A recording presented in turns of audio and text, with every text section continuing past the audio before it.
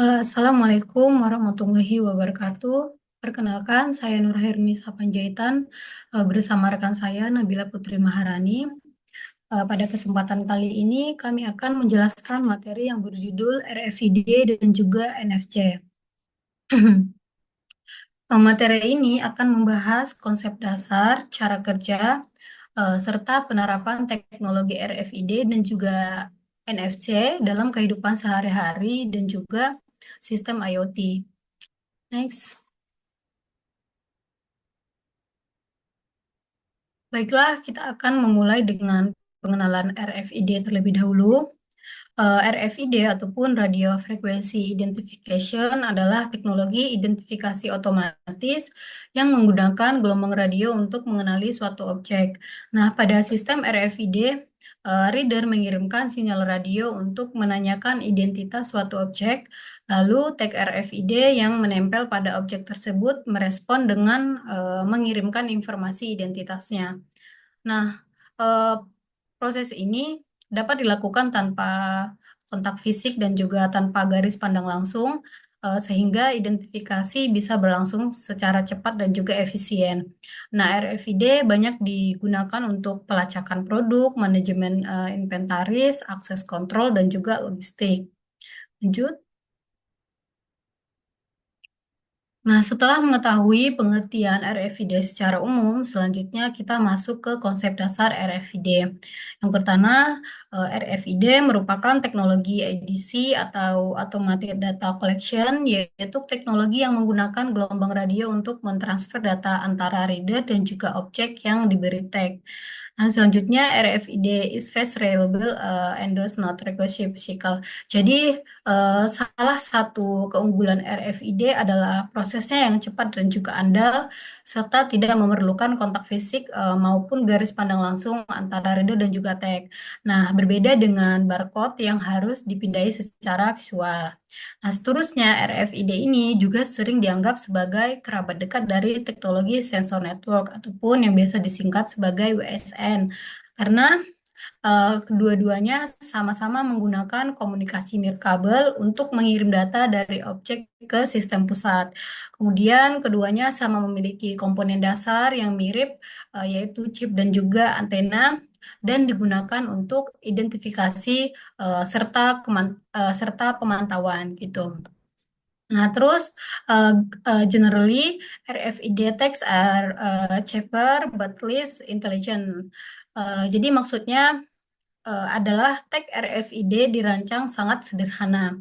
Tag RFID biasanya hanya berisi seperti ID atau sedikit data, dan fungsi utamanya itu adalah mengirim identitas saat dibaca oleh reader. Nah, karena kemampuannya terbatas dan tidak memiliki banyak komponen seperti prosesor ataupun sensor, biaya pembuatannya menjadi sangat murah. Sebaliknya, Node sensor memiliki kemampuan lebih kompleks seperti memproses data, mengukur kondisi lingkungan seperti suhu, kelembapan, dan lain-lain, serta mengatur komunikasi antara node. Nah, kemampuan tambahan inilah yang membuat node sensor lebih cerdas tetapi juga lebih mahal. Nah, mungkin selanjutnya seiring berkembangnya teknologi, batas antara RFID dan juga sensor network semakin kabur. Nah, maksudnya ini pada saat ini RFID itu tidak lagi selalu sederhana. Banyak RFID modern yang sudah dilengkapi sensor, kemudian memori lebih besar dan kemampuan pemrosesannya sederhana sehingga fungsinya mulai menyerupai node sensor. Selanjutnya. Nah, kemudian latar belakang sejarah RFID. Nah, pada bagian ini akan saya jelaskan latar belakang sejarah perkembangan RFID yang awalnya itu eh, berasal dari sistem Identification Friend of Foe ataupun IFF yang digunakan oleh pesawat sekutu pada Perang Dunia Kedua untuk membedakan pesawat kawan dan juga lawan dengan menggunakan sinyal radio. Selanjutnya, pada tahun 1948, Harry Stockman memperkenalkan konsep RFID pasif, yaitu sistem identifikasi yang tidak menggunakan sumber daya sendiri dan juga memanfaatkan energi dari sinyal radio radar. Nah, pada tahun 1972, Krivsky dan juga Kaplan mengembangkan dan juga mematenkan sistem inductively coupled transmitter responder yang masih menggunakan dua antena terpisah. Nah, kemudian pada tahun 1979, Beagle menyederhanakan desain tersebut dengan menggabungkan dua antena menjadi satu dalam satu perangkat identifikasi. Nah, setelah itu pada tahun 1970-an, para ilmuwan di Lawrence Livermore Laboratory mengembangkan receiver genggam berbasis RF untuk sistem keamanan dan juga akses ke fasilitas nuklir. Nah, dari sejarah ini dapat dilihat bahwa RFID itu berkembang dari teknologi militer hingga menjadi teknologi identifikasi modern. Next. Nah, kemudian sistem RFID terdiri dari dua komponen utama, yaitu tag dan juga tag reader. Tag RFID ataupun disebut juga sebagai transponder terdiri dari microchip dan juga antena. Microchip ini fungsinya untuk menyimpan data identitas, sedangkan yang antena digunakan untuk menerima dan mengirim sinyal radio. Nah, komponen kedua adalah tag reader yang terdiri dari decoder dan juga antena. Reader bertugas mengirimkan pulsa energi ke tag melalui gelombang radio dan kemudian menunggu respon dari tag tersebut. Nah, reader RFID dapat bekerja secara terus-menerus atau hanya aktif saat terjadi suatu peristiwa tertentu, tergantung pada kebutuhan aplikasinya. Dengan kerjasama antara tag dan juga reader inilah proses identifikasi RFID dapat berlangsung. Next. Nah, slide ini membahas variasi teks dan juga dari gambar di samping bisa kita lihat kalau bentuk dan juga jenis tag itu sangat beragam tergantung kebutuhan penggunaannya. Nah, yang pertama adalah memori. Kapasitas memori tag itu berbeda-beda dari sangat kecil sampai ratusan kilobyte. Ada tag yang hanya bisa dibaca dan juga ada tag yang bisa dibaca dan juga ditulis ulang, terus ada juga tag yang hanya bisa ditulis sekali. Jadi pemilihan ini tergantung apakah data di tag perlu diubah ataupun tidak. Nah, berikutnya ada arbitration ataupun anti-collection. Ini menunjukkan kemampuan sistem untuk membaca satu atau banyak teks secara bersamaan. Fitur ini tuh sangat penting kalau banyak teks berada di satu area. Terus ada frekuensi. Nah, tag ini bisa bekerja di berbagai frekuensi dari 125 kHz sampai 5,8 GHz. Nah, frekuensi ini mempengaruhi jarak baca, kecepatan, dan juga ketahanan terhadap gangguan. Seterusnya ada price, yaitu harga tagnya itu sangat bervariasi dari mulai sangat murah sampai mahal, tergantung fitur dan juga spesifikasinya. Dan yang terakhir physical dimensions, ukuran tagnya juga bermacam-macam dari sangat kecil sampai besar dan disesuaikan dengan objek yang akan diberi tag. Next. Nah, slide ini tuh mau menunjukkan seberapa ekstrim perkembangan teknologi RFID sampai kelihatannya hampir mission impossible. Nah, di gambar ini tuh kita bisa lihat sebuah chip yang ukurannya sangat kecil bahkan dibandingkan dengan ujung jari manusia. Next. Nah, masuk ke bagian tiny text. Nah, di sini dijelaskan bahwa pada tahun 2007, Hitachi berhasil membuat RFID tag berkurang sekitar 0,05 kali 0,05 mm. Nah, ukurannya begitu sangat kecil sampai bisa ditanam di dalam selembar kertas. Nah, di gambar bawah, chip-chip kecil itu dibandingkan dengan rambut manusia untuk menunjukkan betapa mikroskopisnya ukuran tag tersebut gitu. Yang menarik, walaupun ukurannya sangat kecil, data di dalam tag ini itu tetap bisa dibaca dari jarak jauh, bahkan sampai ratusan meter dengan sistem pembacaan tertentu. Nah, slide ini menekankan bahwa ukuran yang sangat kecil tidak selalu berarti kemampuannya yang terbatas. Nah, intinya tag RFID tag bisa dibuat hampir tak terlihat tapi tetap fungsional dan ini membuka peluang besar sekaligus tantangan baru terutama soal keamanan dan juga soal privasi. Next. Nah, kemudian perbandingan RFID aktif dan juga RFID pasif. Nah, di tabel ini langsung menunjukkan perbedaan utama dari sisi daya, kemudian jarak, dan juga kemampuan baca. Kalau kita lihat dari sumber dayanya, RFID aktif punya sumber daya sendiri karena ada baterai di dalam teks. Sementara yang RFID pasif itu tidak punya baterai, jadi energinya murni dari gelombang RF yang dikirim beredar. Nah, karena itu kekuatan sinyal yang dibutuhkan juga berbeda. RFID aktif cuma butuh sinyal kecil karena tagnya itu sudah bertenaga sendiri. Sedangkan RFID pasif itu butuh sinyal yang jauh lebih kuat dari radar supaya tagnya itu bisa aktif. Dari sisi jangkauan, RFID aktif itu bisa dibaca sampai sekitar 100 meter, sedangkan RFID pasif biasanya hanya 3 sampai 5 meter bahkan sering lebih pendek dari situ. Nah, untuk pembacaan banyak tag, RFID aktif jauh lebih unggul karena ribuan tag bisa terbaca sekaligus bahkan saat objek bergerak cepat. Sedangkan RFID pasif itu masih terbatas, hanya ratusan tag dan jarak dekat dan dengan kecepatan baca yang lebih rendah. Yang terakhir soal penyimpanan data. Jadi RFID aktif ini bisa menyimpan data lebih besar sampai ratusan kilobyte, sedangkan yang RFID pasif jauh lebih kecil kapasitasnya. Nah, biasanya hanya beberapa bit sampai sekitar 1 KB. Next. Nah, selanjutnya Active Tag. Nah, Active Tag itu punya jangkauan yang jauh lebih besar.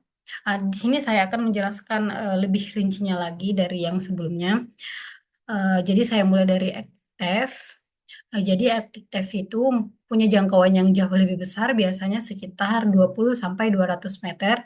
Ini karena Active Tag itu punya sumber daya sendiri. Jadi tidak tergantung penuh pada energi dari reader seperti yang saya sebutkan sebelumnya. Karena dia itu menggunakan baterai internal. Nah, umur pakainya bisa cukup lama, bahkan bisa mencapai sekitar 10 tahun, tergantung seberapa sering tag dipakai berkomunikasi. Active, active tag juga bisa punya kemampuan sensor, tapi biasanya terbatas, misalnya sensor suhu ataupun gerakan sederhana. Fokus utamanya itu bukan di sensor kompleks, tapi di jangkauan dan keandalan komunikasi. Kemudian dia disebut self-forward karena tag ini tuh aktif mengirim sinyal sendiri. Namun biasanya tag tetap menggunakan sinyal RF dari reader sebagai pemicu atau wake up signal supaya tag tidak terus aktif dan juga baterainya lebih awet. Nah, setelah terbangun, barulah komunikasi dua arah dilakukan. Next. Hmm, nah, pasif tag eh, punya jangkauan yang terbatas, biasanya kurang dari 10 meter, dan ini sangat tergantung pada frekuensi yang digunakan. Semakin tinggi frekuensinya, biasanya jaraknya itu bisa lebih jauh, tapi tetap tidak sejauh yang aktif tag gitu. Pasif tag tidak punya baterai, jadi daya dan komunikasi semuanya itu berasal dari gelombang RF yang dikirim oleh reader ataupun interrogator. Nah, gelombang RF ini dipakai untuk mengaktifkan chip di dalam teks sekaligus sebagai media komunikasi data. Nah, karena sepenuhnya tergantung pada reader, passive tag ini lebih sederhana, lebih murah, dan juga lebih awet secara fisik. Tapi ya konsekuensinya jarak jarak bacanya itu dan performanya itu terbatas. Next. Nah, Pada sistem RFID, salah satu hal yang paling penting yang perlu dipahami adalah rentang frekuensi yang digunakan, karena frekuensi sangat mempengaruhi jarak baca, kecepatan, dan juga penerapan RFID itu sendiri. Nah, di gambar ini kita lihat bahwa frekuensi RFID dibagi menjadi low frekuensi ataupun LF, kemudian high frekuensi ataupun HF, dan juga ultra high frekuensi atau UHF. Nah, masing-masing dengan karakteristik dan juga aplikasi yang berbeda. Kita bahas satu-satu, mulai dari low frequency ataupun LF, berada pada rentang 100 sampai 500 kHz dengan jarak baca yang pendek hingga menengah. Nah, kemudian kecepatannya itu rendah dan biayanya murah. Frekuensi ini tuh banyak digunakan untuk akses kontrol, kemudian identifikasi hewan, dan kontrol inventory sederhana karena relatif stabil dan juga eh, stabil terhadap gangguan lingkungan. Yang kedua, high frequency atau HF itu bekerja pada rentang 10 sampai 15 MHz serta UHF 850 hingga 950 MHz dengan jarak baca dan kecepatan menengah serta biaya yang masih terjangkau. HF paling umum digunakan dalam sistem RFID modern seperti smart card, kartu mahasiswa, kartu transportasi, dan juga sistem akses kontrol karena memberikan keseimbangan antara kinerja dan juga biaya. Sementara itu, yang UHF berada pada rentang 2,4 sampai 5,8 GHz dengan jarak baca jauh dan juga kecepatannya yang sangat tinggi, namun membutuhkan line of sight dan juga biaya yang lebih mahal. Nah, frekuensi ini biasanya digunakan pada identifikasi kendaraan, kemudian pembayaran tol, dan juga monitoring kereta api. Pemilihan frekuensi RFID harus disesuaikan dengan kebutuhan sistem yang digunakan. Next.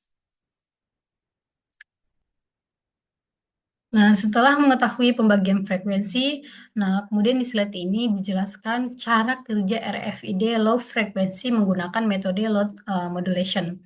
Nah, pada sistem low frequency, komunikasi dimulai ketika reader mengirim sinyal ke osilator yang menghasilkan arus bolak-balik pada kumparan radar. Nah, arus ini kemudian menciptakan medan magnet yang berfungsi sebagai sumber daya bagi tag.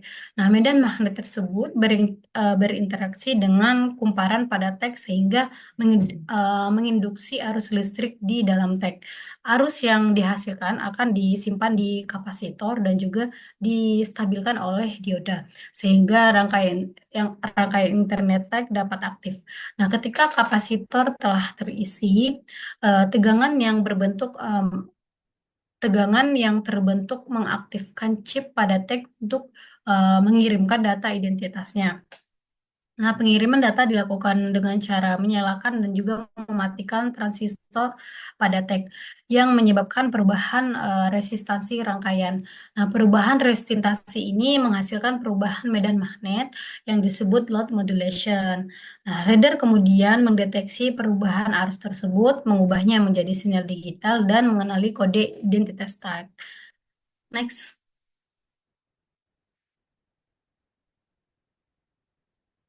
Kemudian pada sistem high frequency. Nah, proses dimulai ketika reader mengirimkan sinyal digital ke transceiver yang kemudian memancarkan gelombang radio melalui antena dipol. Nah, gelombang radio ini diterima oleh antena pada tag dan menimbulkan perbedaan potensial yang menyebabkan arus mengalir ke kapasitor di dalam tag. Nah, energi tersebut disimpan dan digunakan untuk mengaktifkan rangkaian internal tag. Setelah aktif, tag mengirimkan data dengan mengubah pola pantulan sinyal radio. Nah, hal ini dilakukan dengan menyalakan dan mematikan transistor sehingga sebagian sinyal radio dipantulkan kembali ataupun diserap. Nah, perubahan amplitudo sinyal pantulan ini disebut backscatter modulation. Radar menangkap sinyal pantulan tersebut, mengubahnya kembali menjadi sinyal digital, lalu menentukan kode identitas unik dari tag. Next.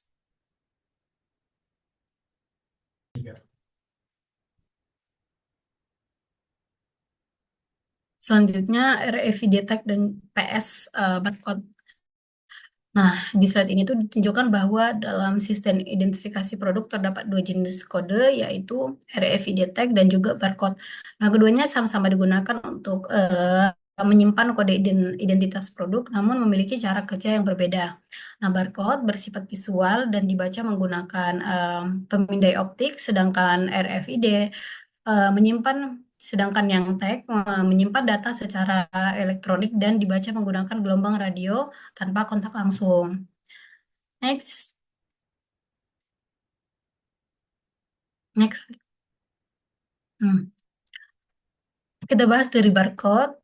Barcode ini merupakan representasi data dalam bentuk garis-garis hitam dan putih yang masing-masing memiliki arti tertentu. Nah, pada gambar barcode terdiri dari beberapa bagian, yaitu number system karakter yang menunjukkan sistem penomoran, terus manufaktur code yang mengidentifikasi produsen, kemudian produk code yang menunjukkan jenis produk, serta cek digit yang berfungsi untuk memastikan keakuratan data saat pemindaian. Nah, barcode harus berada dalam line of sight agar dapat dibaca oleh scanner dan umumnya hanya menyimpan informasi yang terbatas. Next, next. Selanjutnya saya akan menjelaskan Electronic Product Code atau EVC yang merupakan bagian penting dalam sistem RFID ataupun Radio Frequency Identification. EVC digunakan sebagai identitas unik untuk setiap produk atau item yang dibaca melalui tag RFID. Dalam konteks RFID, EPC memungkinkan proses identifikasi, kemudian pelacakan, dan juga manajemen barang dilakukan secara otomatis dan akurat tanpa kontak langsung. Nah, pada gambar ditunjukkan struktur SKTIN atau Serialized Global Trade Item Number yang terdiri dari beberapa bagian utama. Yang pertama itu adalah header. Nah, itu berfungsi untuk mengidentifikasi versi dan juga tipe EVC yang digunakan. Kemudian yang kedua, EVC Manager itu menunjukkan kode perusahaan ataupun produsen yang bertanggung jawab atas produk tersebut. Kemudian objek class itu mempresentasikan jenis atau kelas produk tertentu eh, yang merujuk pada GTIN tanpa awalan tambahan. Yang terakhir, serial number ini adalah nomor unik yang membedakan setiap item secara individual meskipun berasal dari produk dan produsen yang sama. Nah, dengan struktur ini, EVC dalam sistem RFID tidak hanya mengenali jenis produk, tapi juga mampu mengidentifikasi setiap unit barang secara spesifik gitu, sehingga sangat mendukung efisiensi logistik dan juga inventaris dan juga rantai pasok. Begitu. Selanjutnya akan dijelaskan oleh teman saya, Nabila Putri Maharani.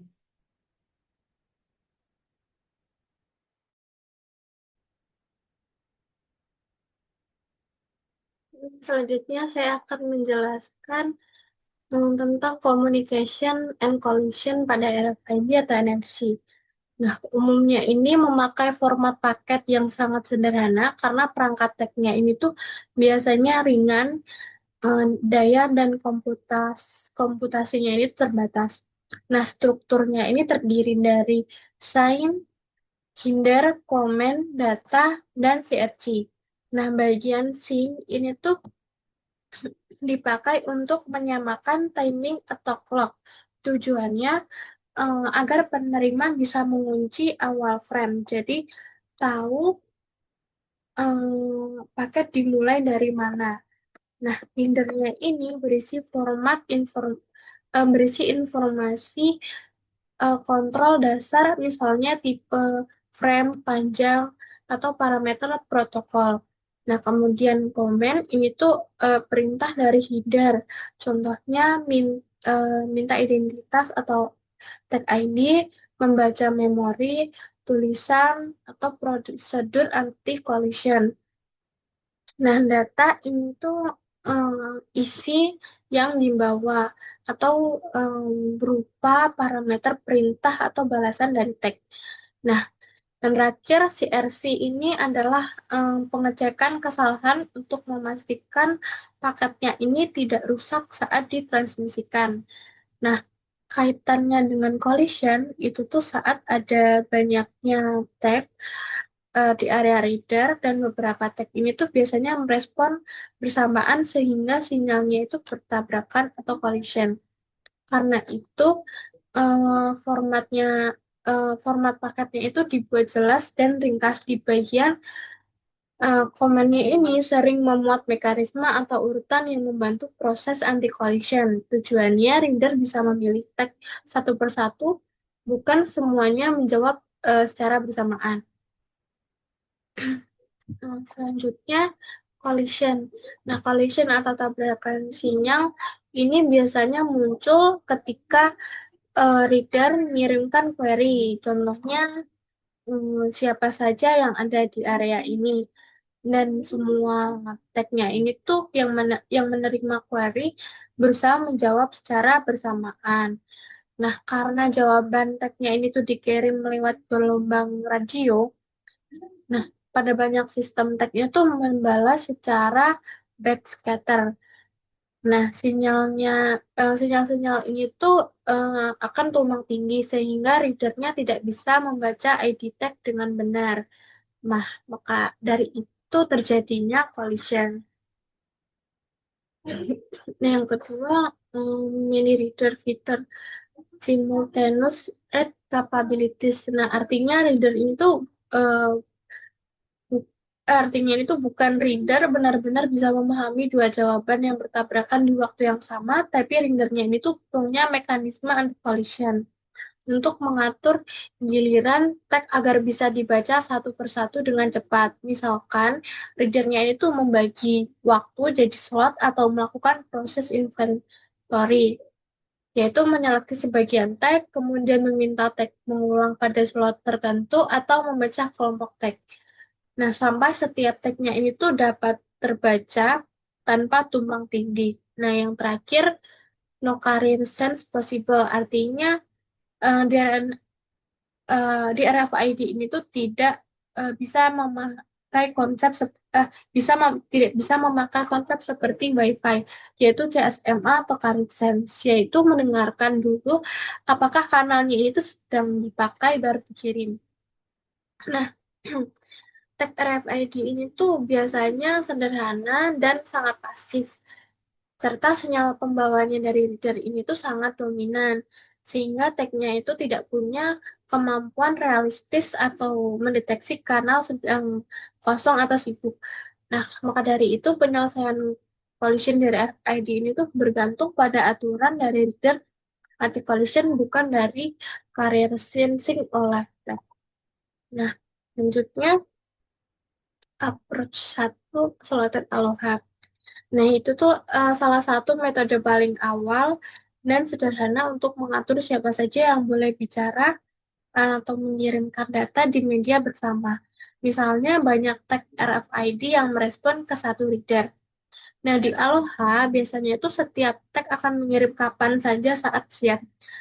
Nah, hmm, kalau dua atau lebih tagnya ini tuh mengirimkan di waktu yang berdekatan, maka akan terjadinya tabrakan atau collision. Nah, maka dari itu reader bahkan bakal gagal untuk membaca. Nah, maka dari itu muncul slotted aloha, yaitu waktu komunikasi dibagi menjadi slot-slot yang rapi, dan tag hanya boleh mulai mengirim tepat di awal slot. Nah, aturan ini tuh mengurangi peluang tabrakan karena pengiriman jadi lebih teratur dan tidak ada yang menyerobot di tengah-tengah slot. Jadi, jika masih terjadi collision, di gambar ditunjukkan itu yang di arsir atau gelap. Nah, teknik ini tuh tidak langsung mengulang terus-menerus, tapi memilih waktu tunggu acak atau random back off, lalu mencoba lagi di slot berikutnya. Nah, reader ini tuh juga bisa memberi acknowledgement ketika berhasil membaca di sebuah tag.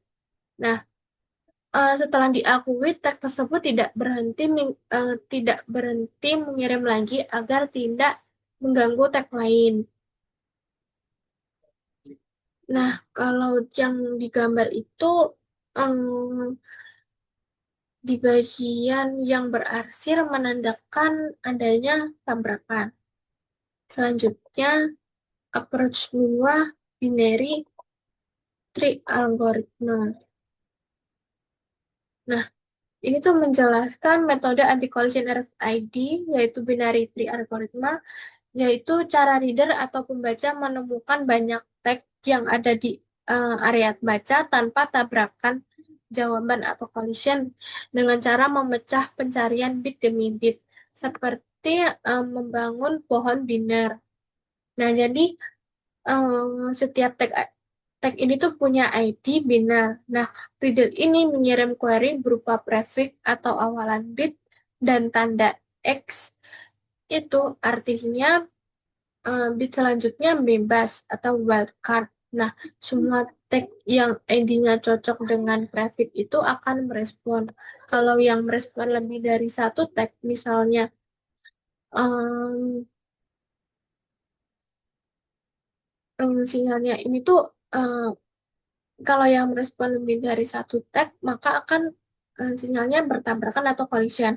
Berarti prefixnya ini tuh masih terlalu umum.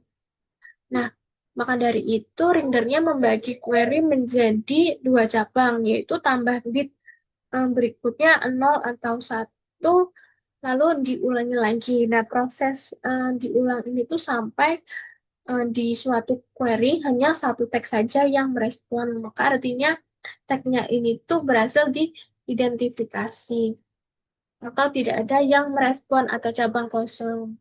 Nah, di slide ini ditunjukkan alurnya, yaitu mulai dari query X atau semua teks diperbolehkan dan ada 7 teks yang merespon, maka terjadi collision, lalu rendernya coba cabang 0x, teks ID-nya di awal dari 0, dan ada 3 tab yang terjadi collision. Nah, dipecah lagi jadi 00x dan ternyata ada satu teks yang merespon. Kemudian tag ini tuh ditemukan. Setelah itu readernya balik ke cabang lain.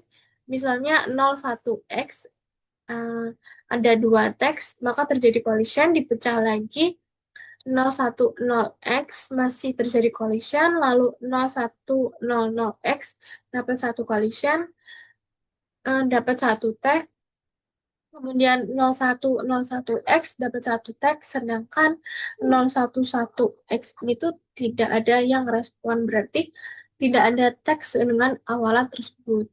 Kemudian rendernya itu lanjut ke 1x, yaitu awalnya 1, dan melakukan langkah yang sama sampai semua teksnya itu terdaftar. Nah, pada gambar di slide ini tuh digambarkan node adalah query atau prefix yang diuji reader. Nah, percambangannya ini terjadi saat collision.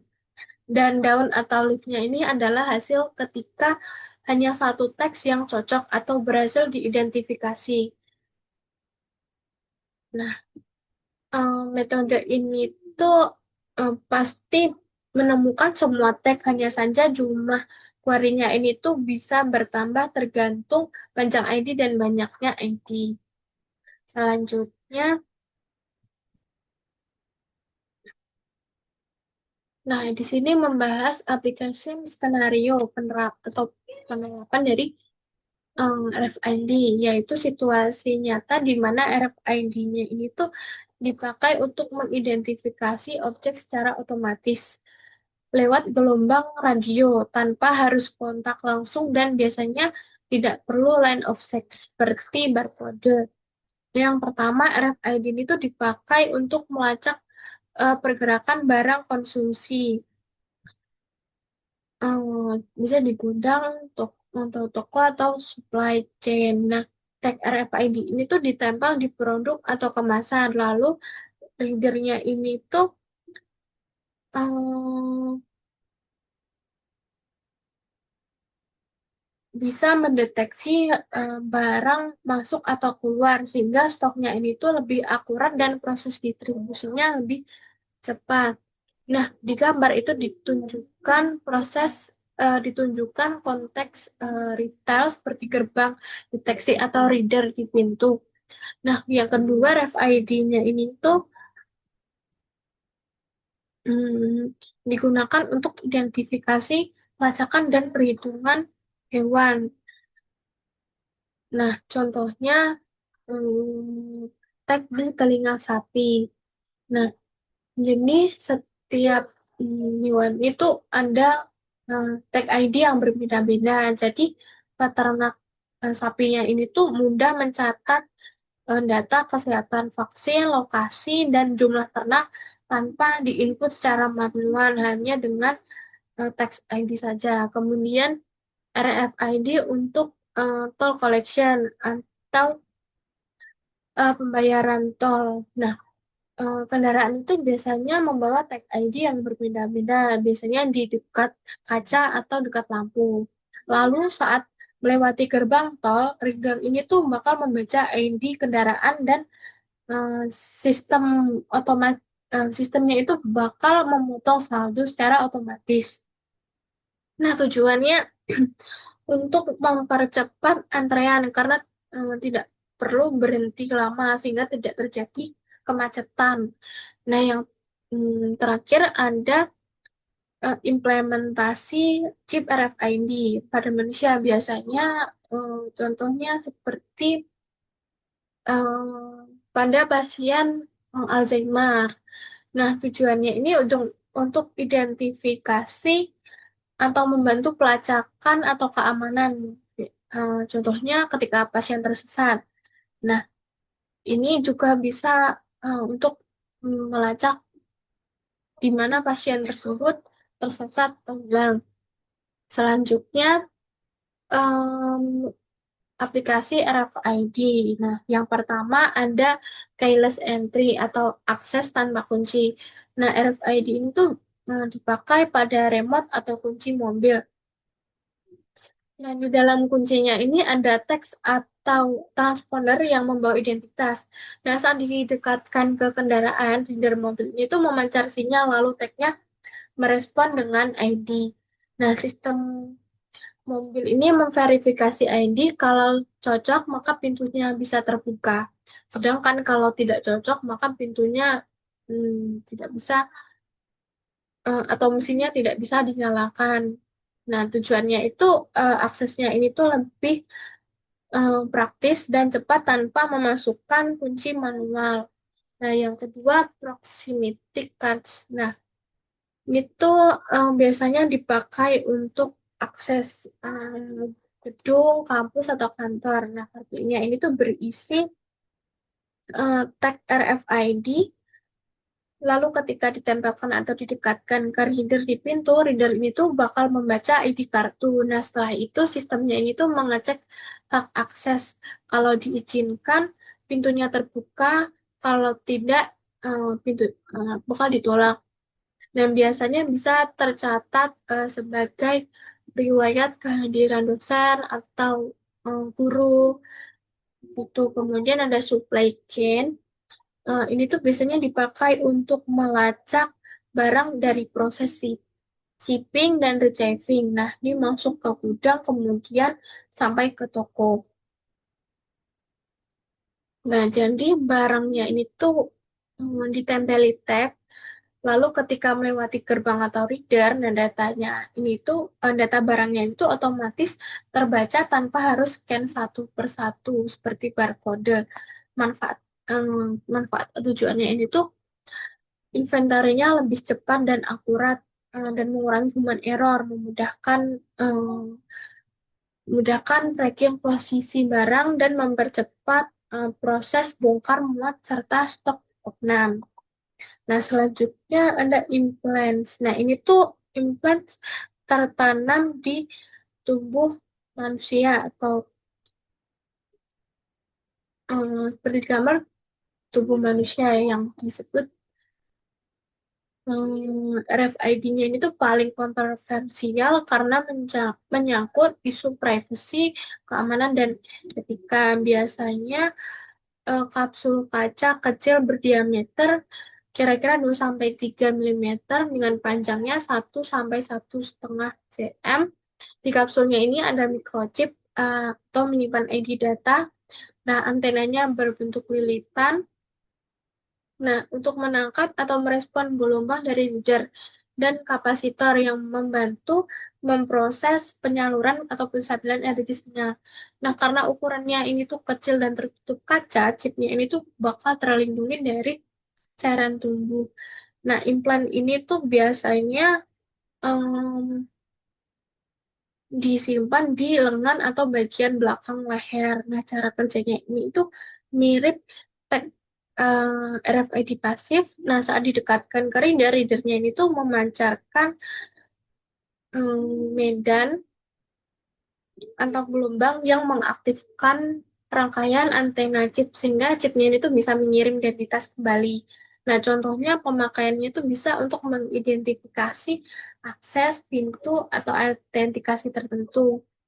Tapi chip ini tuh bisa memunculkan potensi kelancaran transaksi. Nah, penyalah atau penyalahgunaan data serta bisa menyebabkan risiko keamanan yaitu cloning. Nah, selanjutnya ada instant checkout. Nah, ini tuh RFID um, manfaat RFID di retail, di proses belanja dan pembayarannya itu bisa jauh lebih cepat karena barangnya itu tidak perlu di-scan satu persatu seperti barcode. Nah, misalkan setiap produknya ini tuh ditempeli RFID tag. Nah, chip kecilnya itu berisi identifikasi yang berbeda. Nah, saat trolinya ini tuh melewati area pembaca, nah readernya ini tuh bisa membaca banyak teks sekaligus dari jarak tertentu sehingga sistemnya itu bisa langsung tahu semua item yang dibeli dan total harganya itu bisa dihitung secara otomatis. Makanya ada check up dalam hitungan detik atau sekitar 1 menit. Nah, selanjutnya ada concern. Nah, eh, concern ini tuh em, kekhawatiran utama dari penyalahgunaan RFID. Nah, terutama dari sisi privacy. Nah, karena tag ID ini tuh bisa menyimpan ID atau identitas barang dan dapat terbaca lewat gelombang radio dan risiko tagnya ini tuh dibaca oleh pihak lain tanpa sepengetahuan pemiliknya. Kekhawatirannya yang pertama ini tuh Anda pelacakan diam-diam atau clandestine tracking. Nah, jadi seseorang itu bisa menaruh binder RFID di tempat umum, contohnya pintu masuk mall atau stasiun, lalu menangkap identitas yang menempel pada barang milik orang, misalkan di pakaian, kartu, aksesori, atau yang lainnya. Nah, kalau ide ini tuh konsisten, pergerakannya orang tuh bisa diketahui misalnya kapan lewat dan munculnya di mana atau sering lewat mana gitu dan pola rutinitasnya. Nah, yang kemudian yang kedua itu tuh adalah inventorying atau pendataan isi barang yang dibawa. Nah, contohnya ada di gambar itu orang bisa dipindai, apa dipindai lalu diketahui detail barang yang dibawa atau dikenakan. Contohnya dompetnya ini tuh berisi uang, kemudian buku yang dia bawa, kemudian jenis wig, nah sampai informasi hal-hal lain seperti implan medis. Nah, hal ini tuh sangat berbahaya karena membuka informasi pribadi. preferensi atau status kesehatan dan bisa menimbulkan pencurian atau penargetan atau penyalahgunaan data tanpa izin. Selanjutnya, keamanan atau privacy pada RFID dan solusinya. Nah, yang pertama, pembacaan tanpa izin. Orang lain tuh bisa men-scan tag RFID-nya itu diam-diam untuk mengetahui isi barang di dalam kardus atau box tertutup. Nah,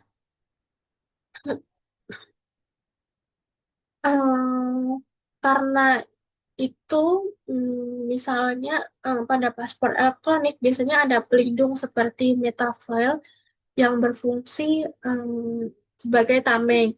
Nah, tujuannya agar tagnya itu tidak mudah terbaca saat paspornya itu tuh tertutup. Yang kedua, penulisan tanpa izin. Nah, hmm, kalau tagnya itu mendukung uh, Bright, pihaknya itu pihak tidak berwenang ini tuh bisa mengubah data, misalnya mengganti harga barang Mbak, atau bisa kill tag membuat tag mati permanen. Sehingga tagnya ini tidak bisa digunakan lagi. Nah, di slide ini tuh menampilkan beberapa em,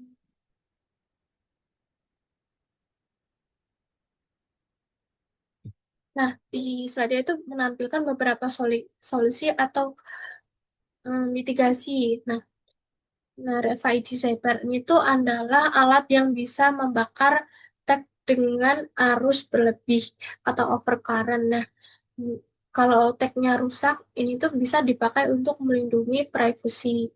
Misalnya setelah barang dibeli, tag tuh dimatikan. Tapi di sisi lain juga bisa jadi alat serangan karena orang tuh bisa merusak tag milik orang lain. Kemudian ada RSA blocker, adalah tag khusus yang diletakkan dengan tag RFID lain untuk mencegah pembacaan. Prinsipnya ini mengacaukan proses identifikasi reader sehingga tag targetnya itu sulit atau tidak terbaca. Kemudian put, put tag to sleep. Nah, artinya tuh tag dibuat masuk mode tidur agar tidak merespon pembacaan sementara. Nanti bisa dibangunkan lagi setelah tag tetap bisa dibaca ulang. Nah, kemudian ada reliable. Ini tag atau dua tag menekankan pengaturan informasi. Tagnya ini tuh dibuat menampilkan informasi yang berbeda untuk pihak berbeda. Misalnya konsumen dengan internal atau memungkinkan penulisan ulang dengan informasi yang aman atau berguna. Sehingga data sensitifnya itu tidak terbuka. Nah, yang terakhir, authentication ini menambahkan kontrol akses. Nah, readernya itu harus memiliki PIN atau kredensial tertentu. Jadi, bisa membaca atau menulis. Nah, yang terakhir, yang selanjutnya, NFC, Near Field Communication, itu sebagai teknologi komunikasi nirkabel jarak dekat. Nah, jadi NFC ini tuh dibuat untuk komunikasi yang sederhana dan relatif aman antar perangkat. Hmm, karena jaraknya dibatasi sangat pendek, biasanya perangkat ini tuh harus didekatkan atau ditempelkan. Tujuannya bisa saling tukar data. Nah, NFC ini tuh bekerja di frekuensi 13,56 MHz dan jarak komunikasi efektifnya sekitar 4 cm atau kurang. Kecepatan transfer datanya itu berada di rentang 106 kbit per second sampai 848 kbit per second. Nah, jadi itu NFC ini tuh cocok untuk kebutuhan tap cepat, misalnya pertukaran data eh, singkat atau identifikasi, bukan untuk transfer data besar jarak jauh. Kemudian bagaimana NFC bekerja? Nah, jadi NFC ini tuh bekerja memakai induksi medan magnet. Nah, ketika dua perangkatnya itu didekatkan dalam jarak yang dekat, jadi bukan sinyal radio jarak jauh, tapi lebih mirip kopling medan magnet di jarak dekat sehingga pertukaran datanya itu bisa terjadi saat perangkatnya benar-benar berdekatan. Tujuannya agar komunikasi NFC ini tuh bisa terjadi harus ada dua peran. Yang pertama perangkatnya harus punya DFC, reader atau writer, misalnya HP atau mesin EDHC, NDC. Nah, yang kedua NFC tag misalnya kartu akses. Kemudian stiker NFC atau chip pada kartu. Nah, NFC tag-nya ini tuh isinya semua integrated circuit atau IC yang menyimpan data dan terhubung ke antena yang kecil. Nah, kemudian ada um, reader atau writer ini tuh akan mendeteksi tag lewat medan magnet yang tadi lalu membaca data dari tag atau read atau menuliskan data ke tag sesuai kebutuhan. Jadi itu reader atau writernya ini tuh sebagai alat aktif yang melakukan baca atau tulis, sedangkan tagnya tuh adalah media data yang bisa dibaca atau diisi ketika berdekatan. Selanjutnya, nah, NF,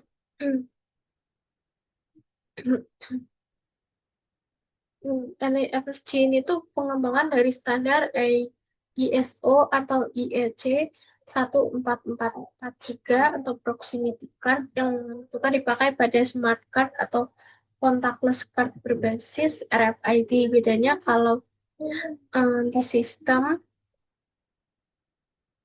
kartu Nielsen tuh biasanya perannya terpisah atau ada kartu sebagai smart card dan ada alat pembaca atau reader. Pada NFC kedua, fungsi itu tuh bisa digabung di dalam satu perangkat. Contohnya smartphone NFC ini tuh berperan sebagai kartu atau card emulation sekaligus menjadi pembaca atau reader writer. Nah, karena masih satu keluarga dengan ISO atau IEC yang 14443 perangkat NFC-nya itu bisa berkomunikasi dengan dua dunia sekaligus tetap kompatibel dengan smart card ISO atau IEC 1443 yang sudah ada. Contohnya kartu akses atau teleportasi dan bisa juga berkomunikasi dengan printer yang sudah terpasang di banyak tempat. Nah, selain itu juga tuh NFC juga bisa berkomunikasi antar perangkat, misalnya ponsel ke ponsel, sehingga cocok untuk skenario pertukaran data jarak jauh. Nah, target utama penggunaan NFC ini tuh di ponsel dan pada tahun 2015 diperkirakan ada sekitar 600 juta ponsel yang mendukung NFC. Meski rutin dipakai, diperkirakan hanya sebagian kecil minimal 5% sekali dalam sebulan. Nah, selanjutnya NFC application. Eh, NFC ini tuh eh, berperan berbeda tergantung dari kebutuhan komunikasinya. Yang pertama, card emulation atau emulasi kartu. Nah, perangkat NFC ini tuh misalnya di ponsel ini tuh seperti contactless yang sudah ada. Jadi dari sisi mesin atau pembaca readernya ini tuh di kasir atau gerbangnya ini tuh ponselnya terlihat seperti kartu Emoni, kemudian kartu akses atau kartu transportasi. Fungsinya untuk meniru kartu. Nah, ini tuh biasanya dipakai untuk pembayaran tap to play, kemudian akses pintu atau tap kartu, tiket transport. Nah, jadi konser itu tidak hanya sekedar membaca, tapi bisa menjadi pengganti kartu yang memberikan identitas ke reader. Nah, yang kedua dari reader mode, ini tuh perangkat NFC ini bersifat aktif dan tugasnya membaca tag RFID atau NFC yang pasif. Pasifnya artinya tag tidak punya sumber daya sendiri. Tag itu hanya merespon saat didekatkan ke reader dan mendapat energi dari medan NFC. Contohnya, ketika men-scan NFC, tag poster atau iklan interaktif itu menempelkan ponsel ke tag produk untuk membuka link informasi atau em, membaca data yang disimpan di tag. Jadi, em, seperti mengambil data dari tag. Nah, kemudian P2P mode atau peer-to-peer. Nah, em, pada mode ini tuh ada dua perangkat NFC yang sama-sama aktif dan saling berkomunikasi untuk bertukar informasi. Biasanya datanya ini tuh ditukar ukuran kecil dan cepat, misalnya kontak, tautan, atau token. Dan itu dipakai untuk memulai koneksi teknologi lain. Contohnya, dua perangkat untuk berbagi info singkat atau NFC-nya ini dipakai untuk pairing pada Bluetooth dan Wi-Fi. Selanjutnya, NFC application yang pada kehidupan nyata yang pertama, mobile payment. Nah, ini tuh dipakai untuk pembayaran non tunai dengan cara menempelkan HP atau kartu ke mesin pembaca. Contohnya tap to play. Nah, NFC-nya ini tuh berperan sebagai media komunikasi yang mendekat untuk proses identifikasi dan transaksi. Kemudian mobile atau elektronik ticketing. Nah, NFC-nya itu berperan sebagai em, tiket elektronik. Nah, contohnya tiket transportasi, kemudian untuk em, event atau untuk akses gate. Nah, penggunaannya ini tuh em, biasanya cukup tap HP atau kartu NFC. Nah, si- sistemnya ini tuh bakal memverifikasi tiketnya, kemudian bakal memperbolehkan atau memberi izin masuk. Kemudian smart object. Nah, NFC ini tuh bisa ditempel pada benda tag NFC. Tujuannya benda ini tuh punya informasi atau aksi. Contohnya tap-tap di poster atau produk untuk membuka link. Nah, kemudian mengisi data, menjalankan aplikasi atau memicu otomasi tertentu. Jadi, objek fisiknya itu bisa terhubung ke layanan digital. Yang keempat, elektronik NFC-nya ini tuh bisa jadi kunci elektronik untuk membuka pintu. Contohnya kartu hotel, kemudian loker atau akses kendaraan tertentu. Nah, kemudian yang terakhir peer-to-peer data transfer. Nah, NFC-nya ini tuh untuk transfer data antar perangkat dalam jarak dekat. Contohnya bertukar kontak, kemudian untuk file kecil atau memulai proses firing antar perangkat dengan cepat.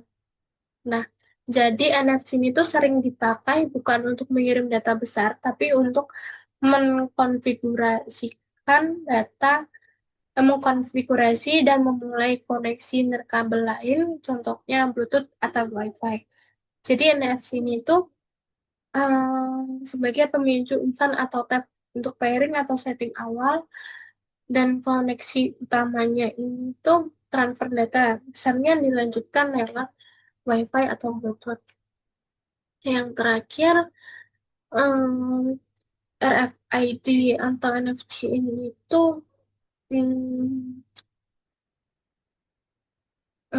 semakin menyatu dengan banyaknya dengan IoT, yaitu banyak benda di sekitar. Contohnya barang toko, kartu, atau label, kemudian perangkat, tiket, lokasi, dan lain-lain, itu punya identitas digital dan bisa terbaca otomatis oleh sistem. Nah, di bagian retail itu tuh ada gambar orang belanja, tulisan goods and price are registered automatically. Artinya tuh proses yang lebih otomatis barang terdeteksi tanpa input manual. Dan stok dan harganya itu tercatat secara real time sampai pengalaman atau belanja checkoutnya ini tuh yang lebih cepat karena identifikasi barangnya itu bisa dilakukan lewat tag RFID dan perangkat baca yang sudah dijelaskan tadi. Kemudian ada navigating the airport of tomorrow. Nah, jadi menunjukkan penerapan di layanan bandara atau transportasi. Nah, ini tuh akses atau pintu gerbang via NFC-nya ini tuh sangat bisa untuk dimudahkan, bisa lewat smartphone seperti itu. Nah, mm, jadi aplikasi-aplikasi via RFID dan NFC ini tuh mm, sangat membantu kebutuhan dan memudahkan penggunanya mulai dari seperti tadi tanpa membawa kartu atau hanya menggunakan ponsel itu mm, eh, ponsel seperti pengganti kartu itu memudahkan penggunanya untuk men-scan atau sebagai tag ID seperti itu. Nah, sekian dari kelompok saya. Kurang lebihnya mohon maaf. Wassalamualaikum warahmatullahi wabarakatuh.